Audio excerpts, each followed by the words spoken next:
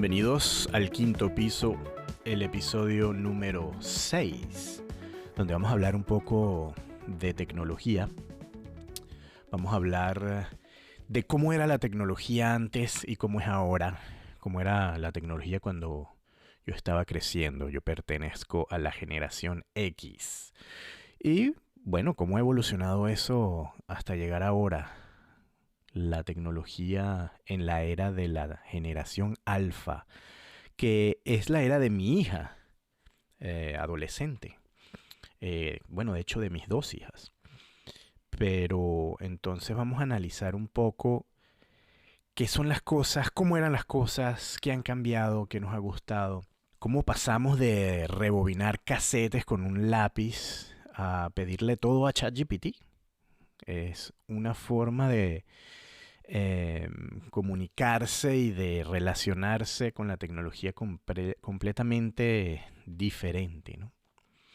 Entonces, cuando yo estaba creciendo era una época también de transición.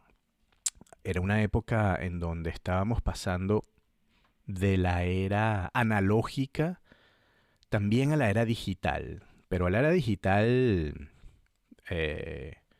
literalmente, es decir, cuando se empezaron a digitalizar los contenidos en CDs, en discos compactos, etcétera, no la era completamente digital en la que vivimos hoy. Sin embargo, vamos a hablar entonces de cuatro elementos de la tecnología, cuatro rubros. Primero les voy a hablar de la música y el entretenimiento. Luego les voy a hablar de la televisión y el cine. Todo desde el punto de vista tecnológico. Luego la comunicación. Y finalmente vamos a hablar del internet. ¿Ok? Que nació cuando yo ya estaba en la etapa tardía de la adolescencia y cambió mi vida. Y la de todos, la verdad, ¿no? Entonces, bueno, vamos a empezar con el primer rubro, ¿no? Que es la música y el entretenimiento. Bueno, aquí ha sido muy fuerte la transición y además yo creo que es el rubro cuando entró la internet, que después hablaremos de ello en detalle, que digamos con la música empezó todo esto de los streamings, ¿no? Pero cuando yo era pequeño, cuando yo era adolescente, pues digamos, entrando en la adolescencia, yo todavía compraba vinilos, ¿no? Eso era lo que había, vinilos y cassettes, ¿no? Cuando salía nueva música, uno iba a una tienda y lo que compraba era un vinil. De hecho, cuando yo estaba incluso más pequeño, teníamos vinilos en la casa, teníamos un tocadiscos. O sea, no le decíamos vinilos en Venezuela, decíamos discos. Discos de acetato, ¿no? Pero discos. Eh, entonces, sí, uno compraba los discos, escuchaba ese scratch que tanto gusta ahora. Cuando se rayaban, pues eso saltaba y no se podía escuchar. La aguja, me acuerdo que mi papá era muy celoso de la aguja del tocadiscos y había que tener mucho cuidado con no tocarla. Había que tener cuidado con no rayar los discos, etcétera. Era todo, y yo creo que por eso es también que hoy en día eso ha prevalecido, porque es una cosa como de culto, como es realmente lo físico de la música y uno lo escucha en eso, ¿no? Yo estudié audio y yo justamente cuando me estaba graduando también estábamos en esa etapa de la transición al digital. Grabábamos todavía en cinta. Sin embargo, ya existían grabadores digitales. Pero bueno, eso era la nueva tecnología, eran grabadores carísimos, algunos estudios, digamos, en Venezuela los utilizaban. Pero mi examen final fue realmente cortar físicamente una cinta, hacer lo que se llama un loop, Es decir, una canción, ¿no? Y contando los beats, etcétera, y como repitiendo la frase de la canción físicamente, cortando la cinta, pegándole con un tape tal cual, y haciendo ese loop, que hoy en día, pues, digitalmente es nada, una papaya.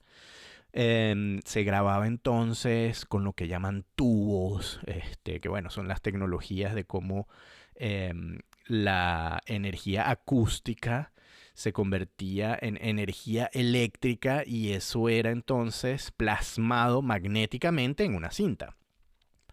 Luego empezaron a salir los grabadores digitales que ya convertían esa energía eléctrica la cuantizaban y eso se convertía en unos y ceros, es decir, en digital. Y ahí es donde salieron entonces y nacieron los CDs, los discos compactos. Si yo me acuerdo, la primera vez creo que yo compré un disco compacto fue de una banda que se llama Slaughter. A mí me gustaba el rock en esa época, yo era rockero. Y un rock, bueno, muchos dirán que tengo mal gusto musical, pero yo escuchaba lo que llaman el glam metal de los 80s. Era un hard rock de estos ochenteros. También a veces le llamaban happy metal, ¿no? Digamos que los rockeros serios no escuchaban esa música. Eh, bueno, a mí me gustaba que sí, Motley Crue, Poison, Warrant, Slaughter, esas bandas, ¿no? Incluso Bon Jovi. Y bueno, obviamente también Metallica, ¿no? Era uno de los grandes, Iron Maiden. Ya eso era como el hard rock serio, digamos, de los monstruos. Y bueno, había mucha rencilla entre esas bandas también, etcétera. Esa era la música que yo escuchaba. Y yo me acuerdo que yo vivía en México en esa época, era el año 89, creo yo. Y ya yo estaba empezando a meterme en eso de la música. En el colegio pues tenía mis amigos, empezaban las influencias entre los amigos. De hecho, yo escucho Motley Crue porque uno de mis mejores amigos estaba completamente metido en eso. Además es una banda que realmente nunca llegó ni nunca pegó a Venezuela. Eso yo lo empecé a escuchar porque yo vivía en esa época en México. Yo viví 3 años en México por razones profesionales de mi madre, que trabajaba en la embajada de aquella época. Y nosotros vivíamos en México y había mucha influencia norteamericana, obviamente, pues por la geografía. Y entraban estas bandas que no se conocían mucho en Venezuela, no viajaban tanto hacia el sur, digamos. Entonces yo empecé a escuchar Motley Crue.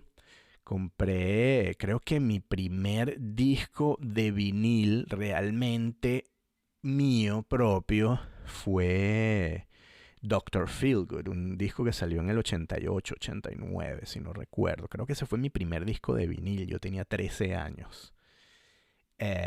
Y Bon Jovi, Slippery When Wet. Y de eso eran, pues, los discos de acetato, el vinil. Con eso empecé yo, pero también más o menos en esa época, ya llegando hacia los 90, 89, 90, empezaron a salir los CDs, los discos compactos. Entonces yo llegué, justo en ese año yo me mudé a Venezuela y me traje mi primer disco, que era de esa banda que se llama Slaughter, me acuerdo clarísimo porque además y el de Poison, Flesh and Blood, que salió en esa época.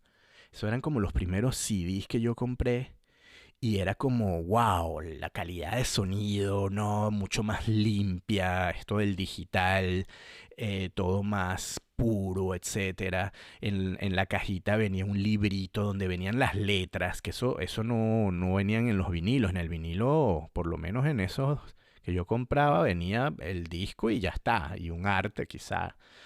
Pero en los CDs ya venían los libritos con las letras. Y eso era muy importante para mí porque, o sea, yo no entendía, yo hablaba más o menos inglés y tal, pero realmente no entendía las letras. Pero con los folleticos estos del CD, uno empezó a leer, a seguir las letras y con eso además yo aprendí inglés, ciertamente.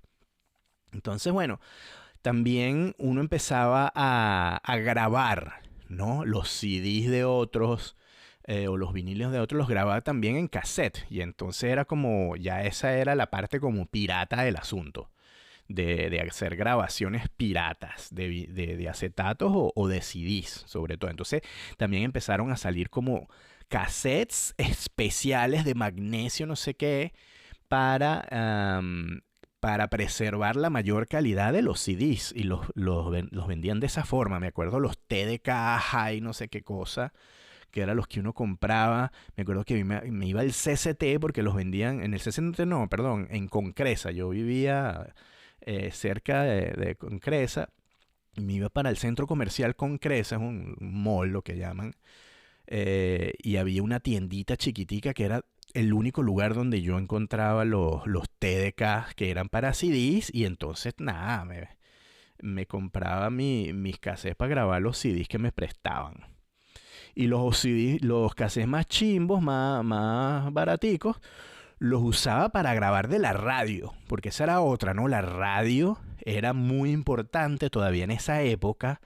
Yo escuchaba Rocadencia, ¿no? O sea, la 92.9, Hot 94, esas emisoras y esos programas. Y entonces uno esperaba ahí a que sacara la canción tal, y entonces uno tenía el récord así en pausa, y en el momento en que el locutor dejara de hablar, que además hablaban siempre sobre el principio de la canción precisamente para evitar eso, de que la gente grabara y empezara a piratear las vainas, entonces uno empezaba a grabar en el momento en que el locutor dejaba de hablar, ¡boom! Y empezaba a grabar sus vainas en cassette. Y entonces así hacía uno sus mezclas, y bueno, y los cassettes de mezclas, pues, cuando uno tenía una chama, una noviecita o que no sé qué, le hacía su mixtape, que eso también era muy gringo, lo de los mixtapes. Y entonces uno ponía en las canciones que así que más le gustaba, o las canciones que le gustaban a ella, o cosas así como románticas y tal, y se hacía un mezcladito de canciones en un cassette, ¿no? Y entonces esto de rebobinar cassette con un lápiz, pues es clásico, porque a veces esos cassettes, la cinta como que se salía, si el reproductor estaba medio chimbo, entonces se trancaban los cabezales, y entonces eso se volvía un desastre y se salía la cinta del cassette, y uno agarraba un lápiz y bueno, y como que metía otra vez y rebobinaba la cinta de nuevo al mecanismo que estaba dentro de una cosa de plástico que era lo que era el cassette, pues.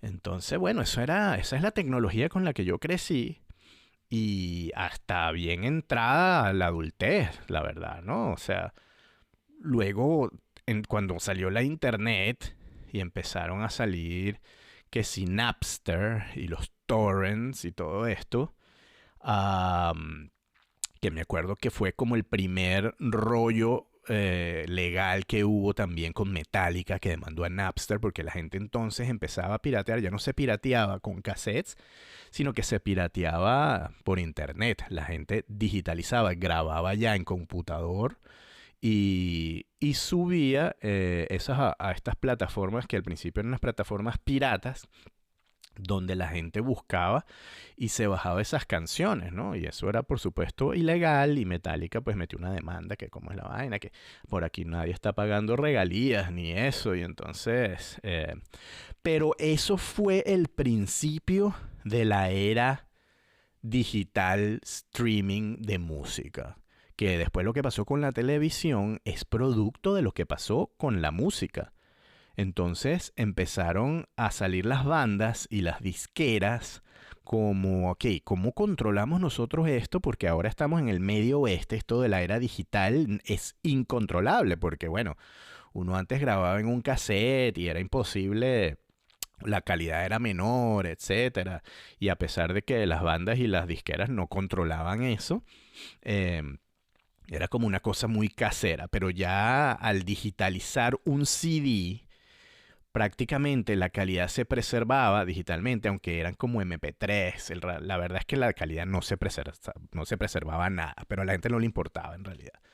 Pero por lo menos era mucho más fácil y mucho más masiva la distribución a través de los medios digitales y entonces empezaron a buscar la forma, bueno, esto lo tenemos que controlar, empezaron a hacer como arreglos y tratos con Napster, no sé qué, y empezaron a salir pues las plataformas ya legales.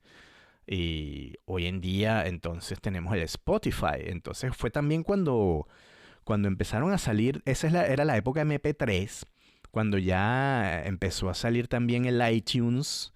Y a través del iTunes uno ya podía bajar las canciones legalmente, las podía comprar, donde ya había como un trato ya serio entre las disqueras, las bandas y estas tecnologías.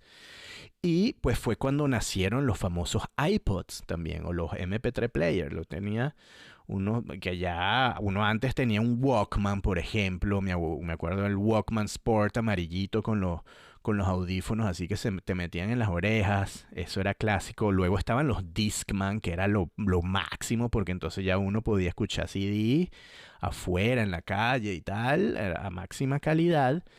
Y después salieron los MP3 players, siendo su máxima expresión el iPod eh, de Apple. Y de hecho, bueno, de ahí es que viene todo esto de los podcasts. O sea, el nombre podcast es precisamente gracias a ese aparatico que se llama iPod. Para los que no sabían, pues, o sea, porque uno escuchaba entonces audio y música a través de esos iPod y bueno, eso de podcast ya se refiere a ese aparato. Y luego del iTunes empezaron a salir estas otras plataformas hasta que, bueno, hoy en día tenemos Spotify.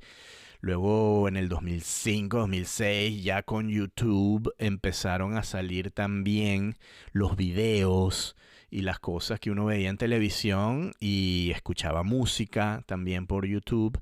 Y bueno, hoy en día tenemos TikTok, ¿no? Que ya es la época, es la época de nuestros hijos. Ya, o sea, nosotros tuvimos hasta hace un tiempo, pero hace ya bastante tiempo que aquí no se escucha un CD.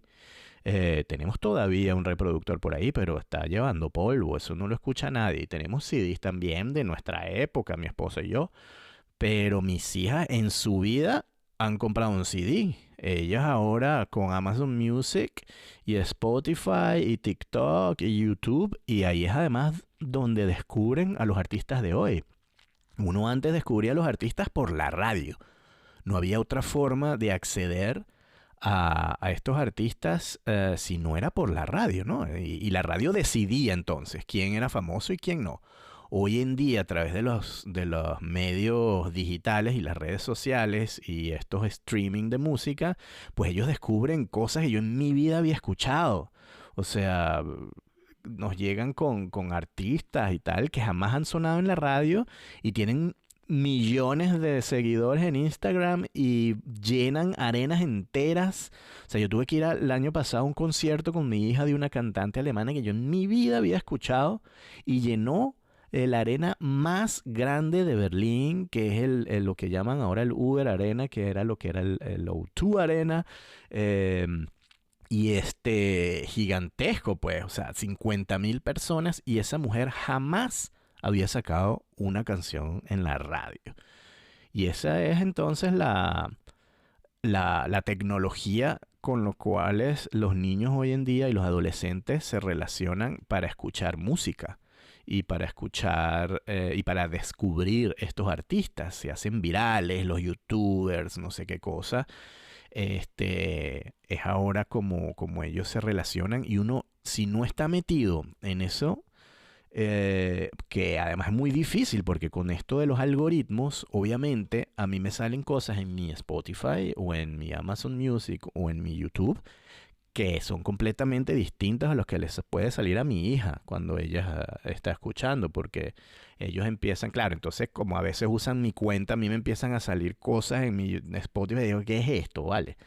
Y no entiendo nada. Y a veces ellos ponen un playlist en Amazon Music, entonces les sale un Rage Against the Machine por ahí, porque está metido mi algoritmo también. Y entonces mi algoritmo debe tener una esquizofrenia total porque mi hija de 10 años que todavía escucha, qué sé yo, canciones de Peppa Pig y Bibi y Tina, mi otra hija que entonces ahora escucha a esta cantante Ailiva y Taylor Swift y Katy Perry y bueno, ahora un rap horrible de un tipo que se llama Central C. Hasta, bueno, los míos, que sí, Red Hot Chili Peppers, Motley Crue, Rage Against y Linkin Park y todas esas cosas. Entonces, imagínate, esa Alexa está explotando. Entonces, no entiende qué está pasando. Así que, bueno, así es como se evolucionó en la tecnología en cuanto a la música. Pero algo muy parecido pasó también con la televisión y el cine, ¿no?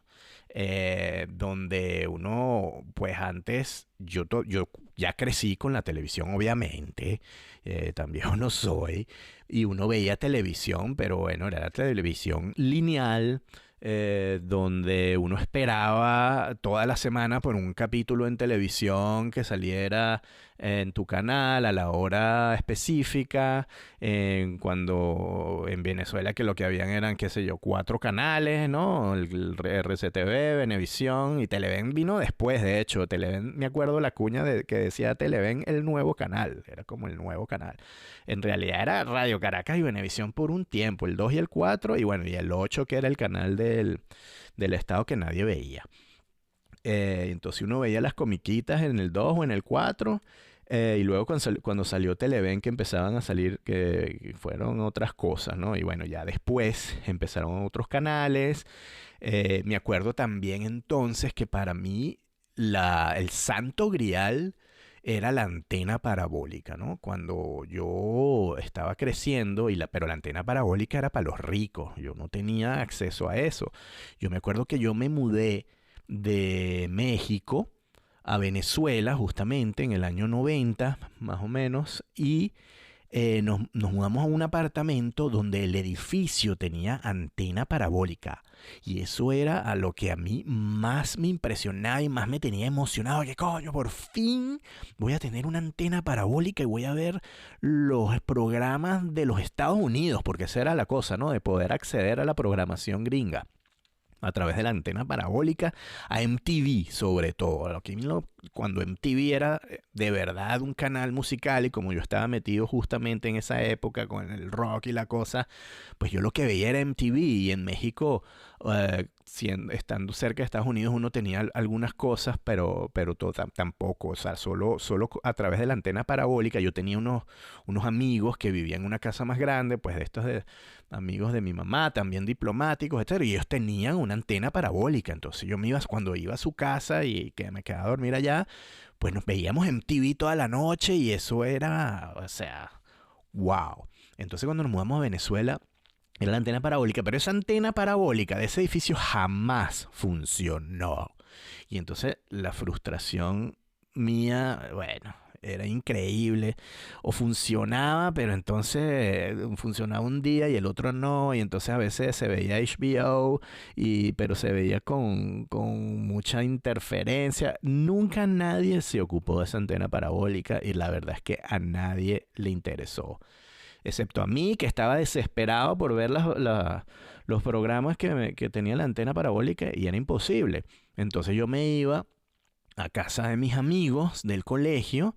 Yo les conté, creo que en un episodio pasado, eh, que yo me había ido una noche a dormir a casa de un pana y nunca les avisé a mis padres y al día siguiente yo llegué así como si nada y ellos desesperados porque no sabían dónde estaba. Y es que me había ido justamente a casa de este pana porque este pana tenía una antena parabólica en su casa. Él vivía en Los Naranjos, en una casota y tal.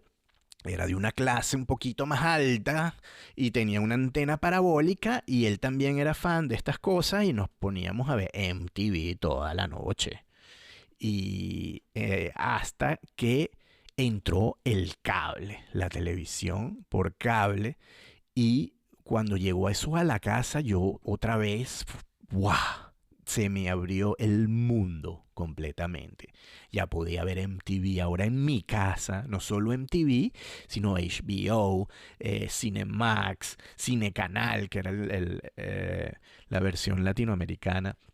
Y todos estos canales, y bueno, yo me quedaba pegado. Después entró que sí, Sony Entertainment Television, y veíamos, empezamos a ver las series gringas ya mucho más cercas a cuando se estrenaban allá, y además en el idioma original, ¿no? Porque eso era otra cosa que a mí me chocaba.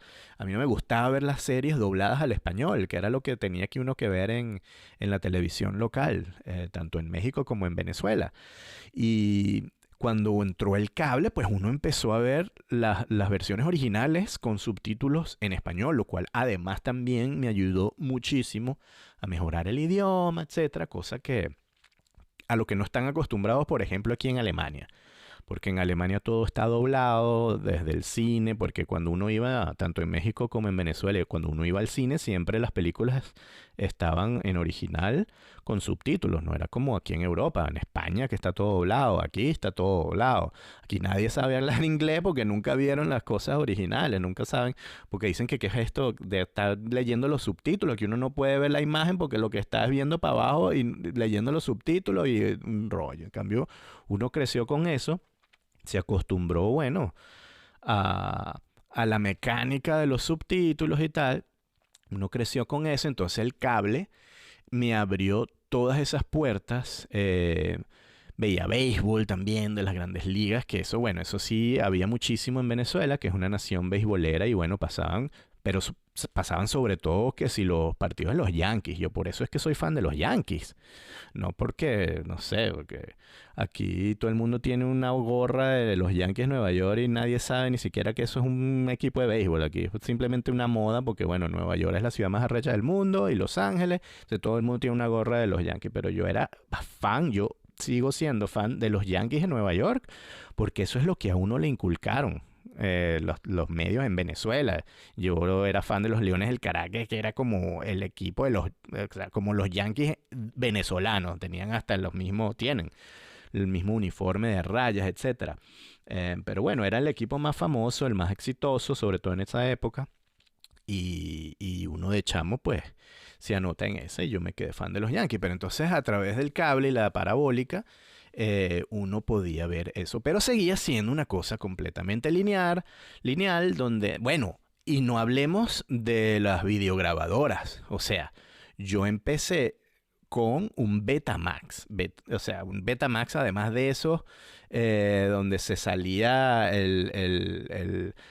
¿cómo se llama? El transportador donde uno ponía el casecito y había que empujarlo, una cosa así gigantesca, además pesada. Y me acuerdo que cuando compramos ese Betamax yo también estaba emocionadísimo porque por fin podíamos ir al videoclub y alquilar y no sé qué, y nos las pasábamos alquilando. Y me acuerdo que a mí después me dio mucha frustración porque fue la época de esa pelea entre Sony y Philips, de Betamax contra VHS, ¿no? Que bueno, el Betamax perdió esa pelea, el VHS se hizo muchísimo más famoso, pero ya nosotros teníamos el Betamax. Entonces cuando uno iba al club de video, pues todas las grandes películas, las películas más nuevas, toda la sección más grande eran VHS, pero yo no tenía VHS, yo tenía Betamax, entonces tenía que calarme pues lo que hubiese disponible en Betamax, hasta que incluso llegó un punto en que el Betamax desapareció, solo había VHS y yo seguía teniendo en mi casa un bendito Betamax, hasta que yo creo que ya de adulto fue que me pude comprar yo mismo un VHS y fui feliz.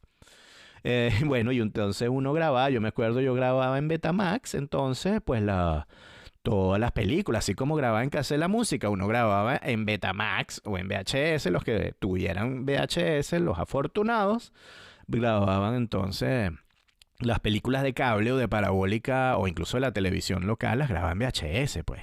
Y entonces a veces uno programaba también, programaba cuando empezaba la vaina, porque a veces las películas, bueno, eran medianoche y uno estaba durmiendo, no sé qué, pero uno podía programar y veía su película después. Esto era la versión de lo que tenemos ahora, que después cuando fue saliendo YouTube, que la gente empezó. Me acuerdo que antes de YouTube existía Yahoo Video. Ok, eso fue lo primero que yo utilicé. Yo como, bueno, siempre estuve metido en esto del cine. Yo siempre fui muy afín a la tecnología. Mi papá desde pequeño tuvo una computadora en casa, una Commodore 64, que era así como lo máximo. Am, y entonces yo siempre fui muy afín a la tecnología, ¿no? Y yo me acuerdo entonces que yo empecé a hacer como videitos y mis corticos y mi cosa, y no existía YouTube, uno lo subía a Yahoo Video que te dejaba máximo 5 minutos y tal, y ya eso era wow. Entonces, si duraba más de 5 minutos, había que picarlo en dos y subí dos. Entonces, ese fue como el primer acercamiento al streaming, ¿no? Y después de Yahoo Video salió YouTube. Y eso fue entonces generando la costumbre de empezar a ver video en internet, que era un internet dolorosamente lenta, y entonces era extremadamente difícil poder ver un video. Entonces el típico, ¿no? El video que se paraba cada 2 segundos. Y obviamente, pues la clase media que tenía una internet medio chimbita, con menos capacidad y de velocidad, pues entonces mucho más difícil poder ver videos en tiempo real. Eso fue creciendo, la tecnología fue avanzando, llegó entonces la fibra óptica, el cable óptico, todo esto, y entonces fue cuando aparecieron los streamers y Netflix, que además probablemente los más chiquitos no sepan esto, pero Netflix empezó como una compañía también de distribución de video, como un videoclub a correo en Estados Unidos, ¿no? Porque eso no existía en Venezuela. En Estados Unidos uno se suscribía a Netflix y entonces podía recibir ciertas películas, podía escoger ciertas películas al mes, 2 o 3, lo que sea, y te mandaban ya cuando existían los DVDs, porque eso después, así como se pasó del cassette al CD en música, se pasó también del VHS al DVD o DVD o DVD, como le quieran decir. En todo caso, el DVD era ya el video digital, que era exactamente, prácticamente lo mismo que un CD, pero a nivel de video. Y entonces, de hecho yo no me acuerdo si cuando empezó Netflix todavía también mandaba VHS, porque la verdad es que el VHS duró bastante tiempo y los videoclubs tenían VHS hasta bien entrado yo creo que incluso a principios del siglo XXI, en los 2000, no sé realmente cuándo desapareció el VHS. En todo caso, Netflix tenía ese servicio que además yo estando en Venezuela, que veía que eso existía, era también para mí como la panacea de poder entonces ahora no estar dependiendo de una programación en cable, sino de poder escoger lo que yo quiera ver y que me lo manden en correo a mi casa y no tener que ir al videoclub y alquilar y tener que devolverlo, etcétera. Entonces, así empezó Netflix. Y cuando la internet se puso más robusta, es cuando entonces Netflix comenzó a proporcionar esas películas a través de lo que conocemos hoy como una plataforma ya de streaming y bueno, se convirtió en lo que todos sabemos. Y Netflix fue el primero, pero después, bueno, ya ustedes saben que prácticamente los canales de cable, sobre todo los canales de cable que tenían películas, o sea, como HBO, etcétera, empezaron a producir sus propias plataformas de streaming. Y Amazon, que era otro de los grandes, que al principio también lo que era una simple tienda en línea de libros y que después se fue expandiendo a todo tipo de productos, también se metió en el asunto de streaming y nació lo que se llama, lo que conocemos hoy como Prime. Y todos los canales hoy en día locales ofrecen algún tipo de plataforma de streaming porque se dieron cuenta que la gente ya, sobre todo los jóvenes, ya no se calaban estar pendientes de una hora, ya podían escoger lo que les diera la gana y verlo cuando quisieran, sin comerciales, sobre todo, que eso era lo más fastidioso de ver la televisión abierta, con el cable cambió eso también, de no tener que ver comerciales, lo que nosotros llamamos propagandas. Y era un fastidio porque eso siempre interrumpía, pues, sobre todo una película. En los momentos de más intensa emoción, ¡pum!, te venía un comercial de, qué sé yo, de Ariel y de una poseta, de lo que sea. Entonces, eso cambió también un poco con el cable y definitivamente se extirpó con el advenimiento de Netflix y de todos estos streamers, cosa que hoy en día estamos volviendo atrás. Las agencias publicitarias empezaron a entender cómo funcionan estas nuevas tecnologías, vieron que la gente estaba huyendo de la radio, estaba huyendo de la televisión, ya no tenían forma de promover sus productos y entonces también los streamers se dieron cuenta que había una nueva forma de ganar dinero. YouTube, uno de los pioneros, empezó a proporcionar comerciales dentro de sus propios videos, pero ya eran comerciales también entonces um, no lineales, ¿no? Y empezó esto de los algoritmos y entonces empezaron a ver qué es lo que te gustaba, a espiarte un poco lo que tú buscabas por internet y entonces, ¡pum! A este le gustan las medias, estuvo buscando medias para comprarse. Vamos a mostrarle un comercial de medias o de los últimos Nike, lo que sea. Y entonces empezó todo esto de los comerciales, que son un fastidio también en YouTube, pero empezó a generarse toda una nueva economía mediática de la cual viven incluso mucha gente. Por eso es que vemos ahora en Instagram, en TikTok, en todos lados vemos comerciales, porque eso genera pues el dinero que los mantiene y que hace rico a un gentío. Y es lo que ha además generado esto de los influencers, es lo que ha generado que artistas como Ailiva, la que le gusta a mi hija, pueda vivir también de la música sin tener una disquera, sin sacar discos, sin tener que depender de la radio, sino simplemente de lo que generan por ganancias en estas plataformas digitales.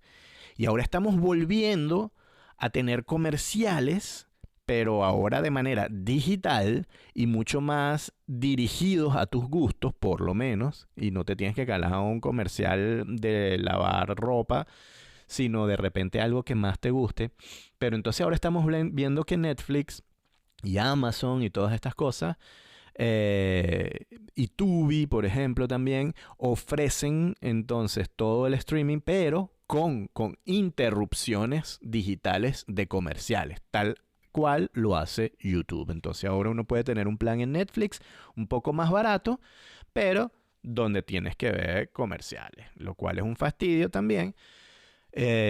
Pero estamos como esa evolución está llegando de nuevo a esta economía de la propaganda digital y ahora veremos entonces qué es lo nuevo que vendrá. No sé, la realidad virtual es lo otro. Ahora uno puede ver películas en unas gafas que todavía son una cosa inmensa, pesada e incomodísimas, pero en un futuro no muy lejano esas lentes van a ser tal cual unos lentes como los que tengo yo puestos ahora, donde uno va a tener acceso a todo el catálogo digital que tenemos en un teléfono. Porque eso es lo otro.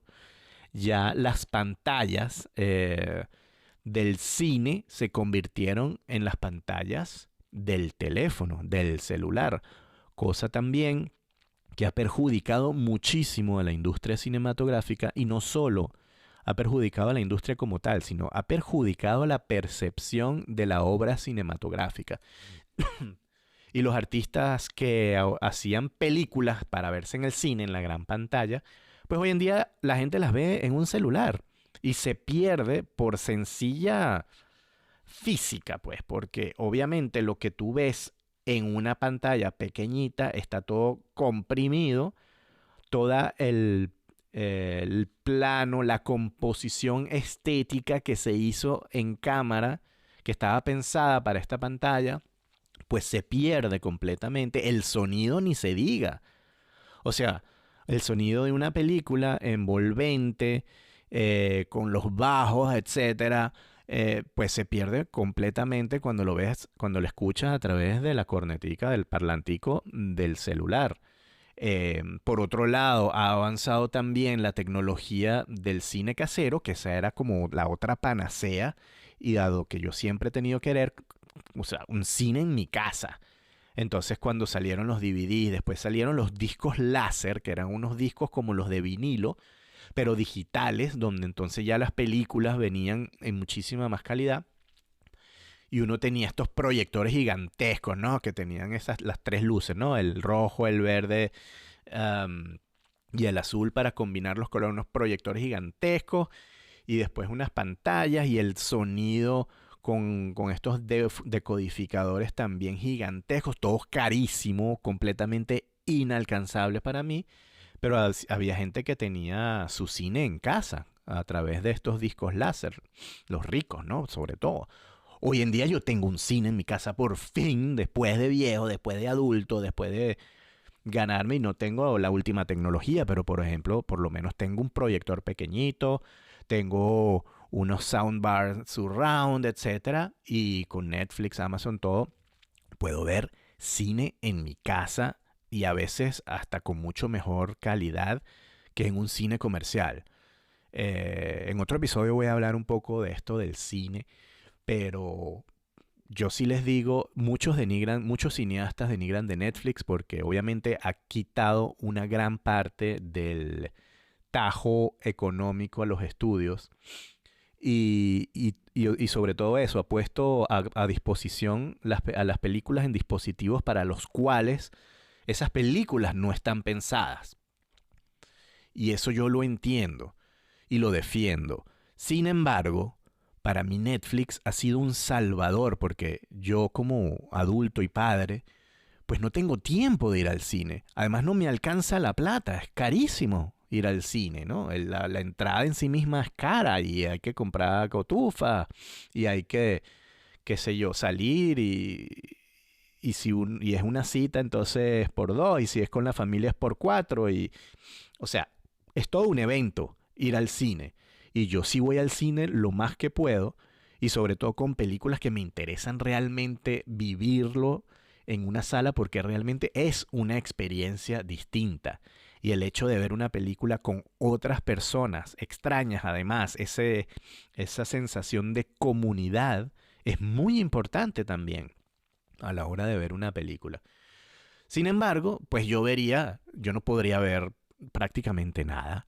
Entonces Netflix sí me ha ofrecido la posibilidad de acceder a estas películas a las cuales yo puedo ver tranquilamente un sábado en la noche cuando los niños se van a dormir, etcétera, en mi casa con una experiencia relativamente cercana a lo que el director y el artista tuvo la intención de hacer en una pantalla que es, bueno, es la pared blanca de mi sala, y tengo acceso pues a las películas que de otra forma no hubiese podido ver. Entonces yo sí le tengo mucho agradecimiento a Netflix y lo apoyo. También apoyo las nuevas iniciativas que tienen de producir películas y llevarlas a los cines, a los teatros y después eh, hacerlas disponibles en sus plataformas, ¿no? Entonces, bueno, pero eso es todo otro tema. Pero digamos que esa ha sido la evolución de la tecnología en cuanto a la televisión y el cine. Luego tenemos el tema de la comunicación, ¿ok? Desde el teléfono de ruedita que uno tenía en la casa, teléfono fijo, que uno los números, ¿sabes? Lo tenía que pasar la ruedita, ¿no? Para marcar los números y conectarse pues con otra gente. Yo cuando estaba en el colegio no había otra forma de comunicarse con los amigos si no era por un teléfono de eso. Y entonces uno se iba del colegio, mira, te llamo a las 5 de la tarde, ¿oíste? Y entonces a las 5 de la tarde ya el otro estaba pendiente, que si sola, mamá, eso es para mí. Y ya uno sabía que lo estaban llamando y entonces después si tenías una noviecita y te guindabas una hora, empezaba, pero cuelga ese teléfono que me va a llamar fulanita. Y entonces era todo un rollo, era todo un acontecimiento, un evento también, lo del teléfono. Uno hacía citas telefónicas, no había otra forma de comunicarse. Y cuando uno salía a la calle, pues no había otra forma de comunicarse sino ir a la casa de alguien a hablar por teléfono o en los teléfonos públicos que habían con las moneditas, pero uno cuando era chamo pues no tenía plata, no tenía moneditas y no podía usar esos teléfonos públicos. Entonces no había forma. Cuando uno iba a la calle a jugar con los amigos, las mamás, los papás tenían que confiar y le decían, bueno, a las 7 de la noche estás de regreso. Y si no regresaba, bueno, yo no sé cómo hacían. Como aquella vez que yo me perdí y no regresé al día siguiente. Era tal cual eso, no había forma de comunicarse. Eran los teléfonos que de ruedita que después ya sí fueron teléfonos un poco más digitales, que bueno, no eran realmente digitales, pero no eran pulsos eléctricos, sino eran otro tipo de pulsos que sí convertían esa señal como en una señal digital que se transmitía a través de las nuevas fibras, que además eso estuvo también todo relacionado con la entrada del cable. La televisión por cable permitió también que la telefonía pudiese transmitirse de esa forma y entonces por lo menos ya uno no tenía que esperar esos impulsos eléctricos, sin embargo seguía siendo un teléfono fijo, a la pared, con cable. Después salieron los teléfonos inalámbricos, pero todavía en casa. Y ahora, bueno, después, poco a poco, los primeros celulares, lo que nosotros llamamos los ladrillos, que era también lo que tenían los ricos, los tenían, bueno, en los convertibles, en los carros, estaban, salían esos bichos que eran unos ladrillos completos. Me acuerdo que mi tía tuvo uno de esos, no recuerdo por qué, creo que porque trabajaba en un lugar así y tal, y le dieron un teléfono de eso y nosotros, wow, tienes un celular, qué increíble, eso era para la gente rica. Y después poco a poco eso también fue evolucionando relativamente rápido. Y ya en mi adultez joven y cuando salí de la universidad ya uno podía entonces comprarse un celular, que también una cosa grandota en Venezuela, la marca Motorola era la marca más influyente y después Nokia, ¿no? Y entonces uno tenía o un Motorola o un Nokia y hablaba por ahí, no existían los mensajes de texto todavía, era todo telefonía, pero por lo menos era una telefonía. Entonces me acuerdo que uno tenía el bicho ese gigantesco guindado así del pantalón y veía a todo el mundo así como un policía, ¿no? Como una pistola que tenía al lado, pero no eran pistolas, sino eran los celulares que venían guindando de los cinturones. Entonces empezaron a salir que sí, los forros y la cosa para los celulares y tal, y todo eso era a principios de los 2000, más o menos, ¿no? Donde habían esas ferias gigantescas de celulares y todas las compañías. Y luego poco a poco, pues esa tecnología fue avanzando tanto y fue disminuyendo en tamaño. Las comunicaciones, las redes, etcétera, fueron avanzando hasta que se podía empezar a mandar mensajes de texto, los famosos SMS, y después incluso los MMS. Yo no creo que mucha gente sabe qué son los MMS. Que los MMS no eran mensajes de texto, eran mensajes de medios. Uno mandaba fotos, porque video obviamente imposible, pero por lo menos fotos se podían mandar a través de ese servicio de mensajería y le llegaba al otro entonces la fotico, ¿no? Esos eran los famosos MMS. Porque SMS todavía existen. Uno todavía, bueno, la verdad es que no sé quién, pero todavía en teoría uno puede mandar SMS. Y bueno, eso fue avanzando hasta que hoy, pues obviamente nuestros hijos, la generación alfa ya se comunica absoluta y exclusivamente a través de los servicios de mensajería de las redes sociales. Es decir, WhatsApp, que le pertenece a Meta o a Facebook, Snapchat, que es una compañía aparte, o la mensajería de texto propia, que sí, de Instagram y de Facebook, porque además me acuerdo también a principios de los 2000, cuando empezaron a salir las redes y la internet empezó a evolucionar, pues uno también tenía que si las mensajerías de Hotmail o el ICQ, que era era lo máximo, me acuerdo. Ese era el sonidito que te avisaba que te había llegado un mensaje, pero eso era en la computadora. Tenías que tener un computador y eso instalado y por ahí te empezabas a conectar con la gente y entonces tenías el Messenger de Hotmail y tenías el ICQ. Yo tenía el ICQ porque no tenía una cuenta de Hotmail. Entonces, y después eso se convirtió completamente en lo que conocemos ahora como el WhatsApp, el Snapchat y todas estas cosas que es con lo que se comunican los chamos de hoy en día. O sea, ellos ni siquiera, ya uno ni siquiera se llama por teléfono. Eso somos nosotros que llamamos por teléfono. Pero ellos es puro mensaje, puro WhatsApp, pura, si acaso, o sea, videollamada. Que eso era una cosa así de los supersónicos, una cosa del futuro, las videollamadas.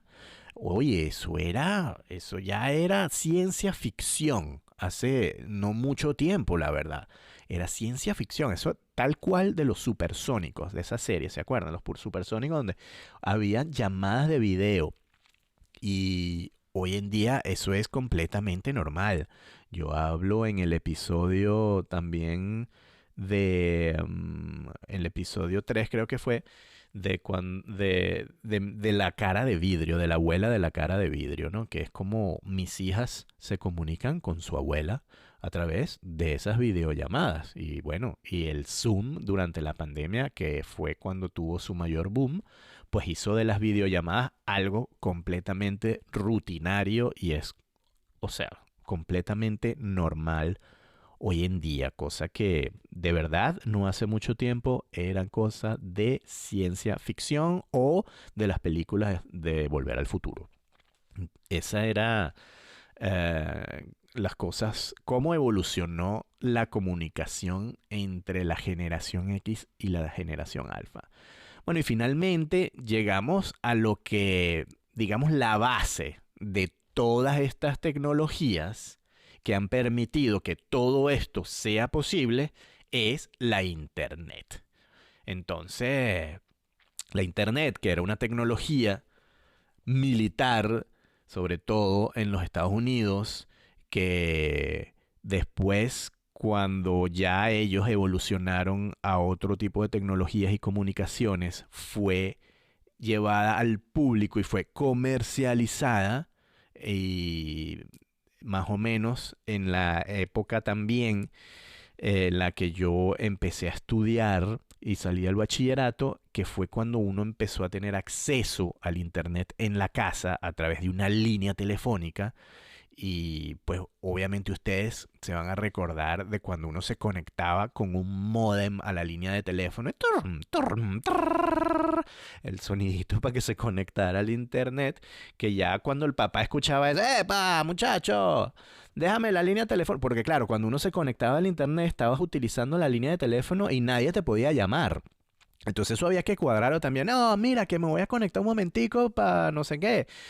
Ya va, que me va a llamar fulanita. Entonces, eso era otro evento que había que cuadrar, el cómo conectarse a internet, en qué momento conectarse a internet, sacar un cable larguísimo que llegara de la computadora a la cosa del teléfono donde uno conectaba. Entonces yo me acuerdo que en mi casa, yo a veces eso era un rancho, así una cosa, una instalación completamente rústica entre el cable de la televisión que llegaba o sea, para yo ver el cable, lo que se llama la televisión por cable, pero también entonces el cable del teléfono que venía de la sala, yo me lo metí entonces para mi cuarto, para poder conectarme en internet.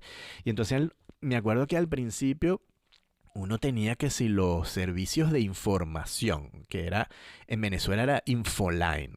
Entonces uno se metía ahí y ahí por ahí habían como foros y tal, todo de texto así feo, como con este lenguaje de programación. Y uno se metía ahí después. empezó a llegar que sí, CompuServe, que era una cosa americana que ya tenía como una imagen más gráfica, un diseño, una cosa donde uno empezaba a bajar fotos y me acuerdo que uno bajaba una foto y tardaba 10 horas para que bajara la vaina, así, tac, y uno veía, tac, tac, la cabeza, tac, la otra. Y así era cuando como uno se relacionaba con el internet, empezaba a buscar eso eran como foros, pues, por temas y como si fuera el Reddit de hoy en día, pero en CompuServe o Infoline. Y por ahí me acuerdo entonces con mi mejor amigo, en aquella época que nos graduamos entonces del taller de arte sonoro y queríamos hacer como una revista digital y empezábamos a jugar con internet y buscando cosas y artículos y a crear como un foro dentro de estas cosas. Era todo súper experimental. Obviamente eso fue avanzando a lo que conocemos hoy en día. No les voy a explicar la evolución de Internet porque todo el mundo la conoce.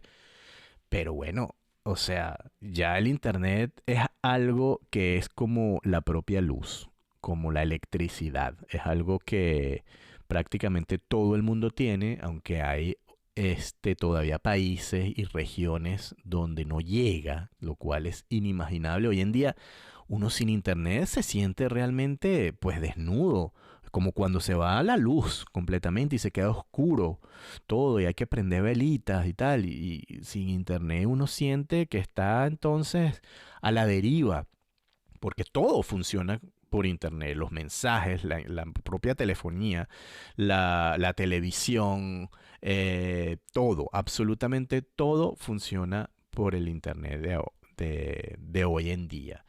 Y todas estas cosas que han evolucionado como la mensajería de texto que les estaba comentando, el ICQ, el Messenger, etcétera, que ahora es el WhatsApp, el Snapchat, etcétera, todo está en base al internet.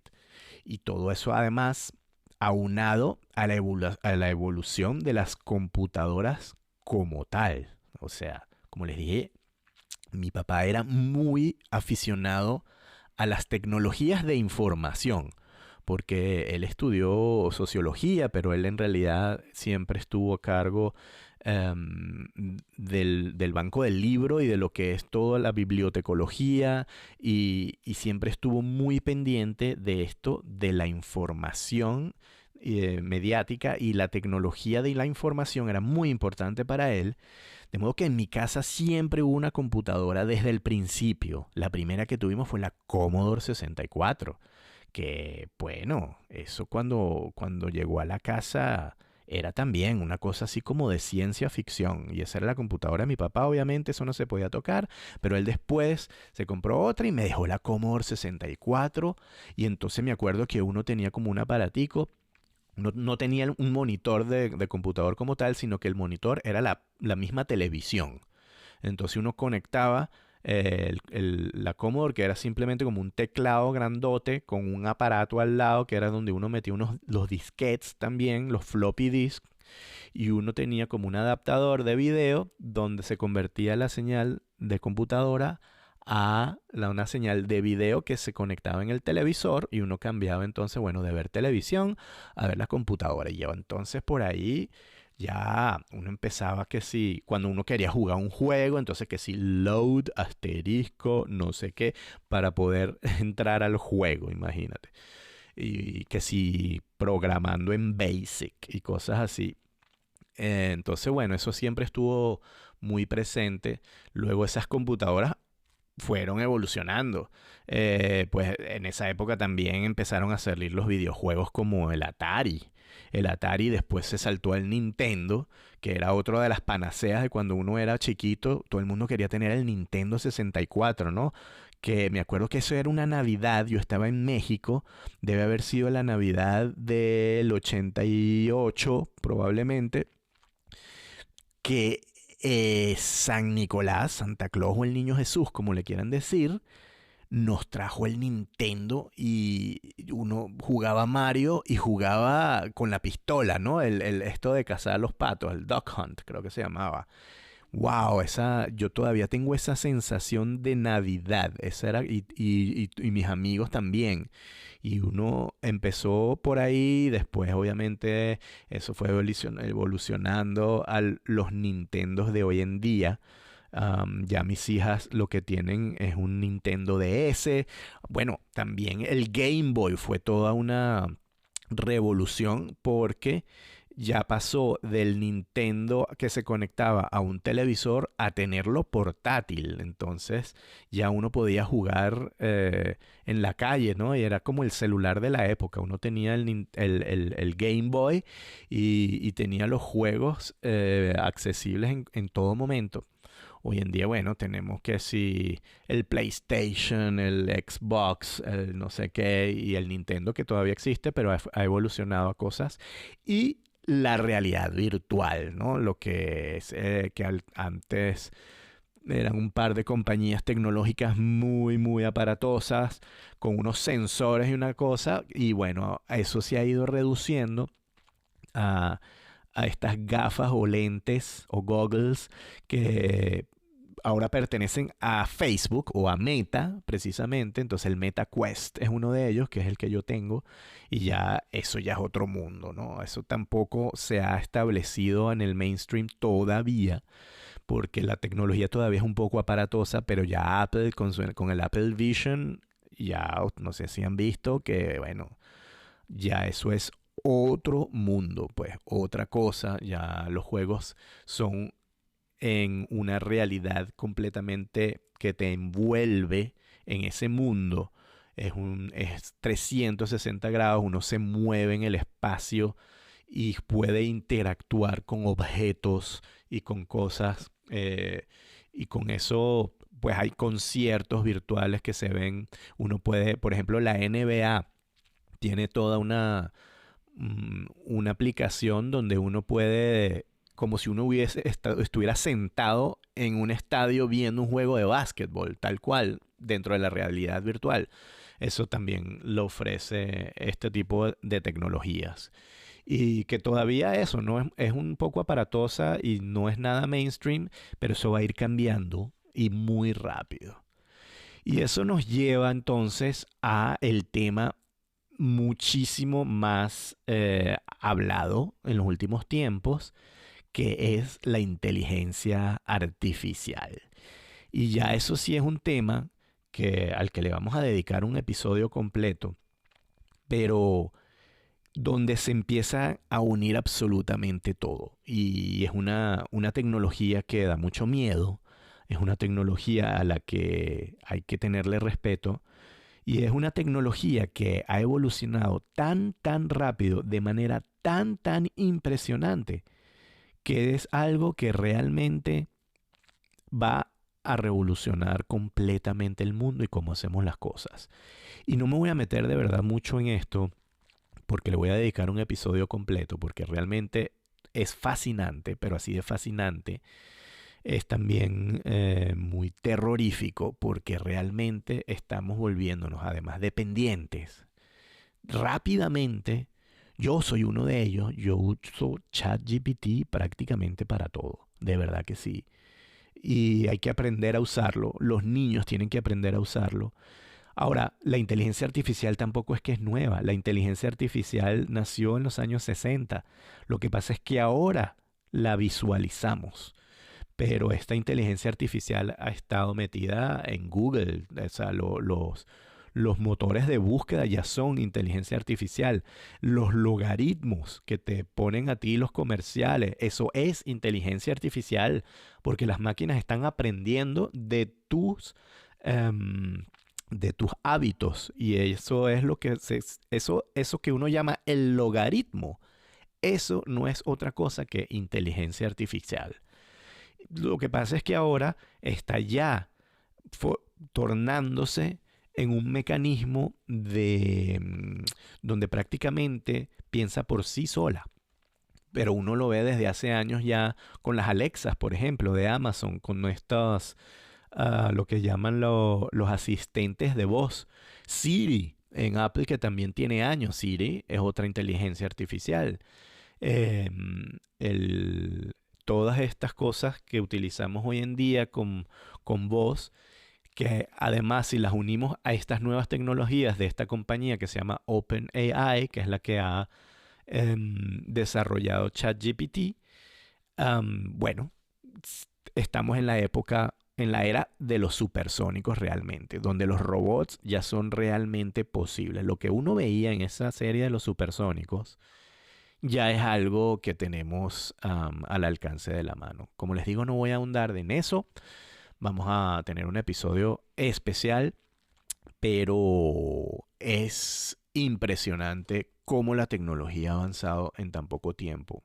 Cómo desde los boomers, la generación de nuestros padres que vivieron incluso sin la televisión y vivieron ese proceso, pasando por nuestra generación, la generación X, luego los millennials, llegando por la generación Z y ahora la generación alfa, que hoy en día prácticamente nacen con un chip en el cerebro, que bueno, es lo que quisiera Elon Musk, que se adaptan inmediatamente a la tecnología y nosotros a esta edad pues tenemos que aprender también cosas que para ellos prácticamente son cosas obvias y las entienden empíricamente. A nosotros ahora quizás nos cuesta más. Y uno lo ve con los padres de uno también, ¿no? Mis suegros se la pasan llamando para que los ayude a instalar el internet, que si la televisión esto, que si lo otro. Entonces, bueno, hay una cosa también de nostalgia, la nostalgia contra la innovación, esto de los coleccionistas de vinilos, de los nuevos tocadiscos, los tocadiscos que ahora venden, que son prácticamente convierten la señal analógica a una señal digital, em, donde puedes escuchar pues los viejos discos de acetato. Hay todo un resurgimiento. Esos discos de acetato jamás se fueron, pero ha habido un resurgimiento también en los últimos años de esa tecnología, y eso, lo que antes era considerado como una mala calidad de sonido, hoy en día es una cosa que te da como ese warming, ¿no? Es algo cálido, es algo que tiene personalidad, y es un sonido ahora añorado. Ahora incluso las imágenes de VHS, que antes en aquella época uno lo que quería tener una High 8 era con cintas digitales porque la imagen del VHS era una porquería, pues ahora incluso hay experimentos donde esas imágenes de VHS ya tienen como eso, como una personalidad, y se trata de emular un poco ese look, etcétera. Entonces esa nostalgia está ahí también presente, ¿ok? Así que bueno, si se animan, pues escríbanme, coméntenme cuál es el avance tecnológico que más les ha impactado, cuál ha sido el que más ha definido su generación, o alguna tecnología que ustedes hoy en día añoren, que incluso que ya no existe. Am, Eso me interesaría tener ese debate. Así que bueno, los invito entonces a suscribirse como siempre, ya sea en YouTube o en Spotify o en el Apple Podcasts o Amazon Music. Si dejan un review, pues mucho mejor.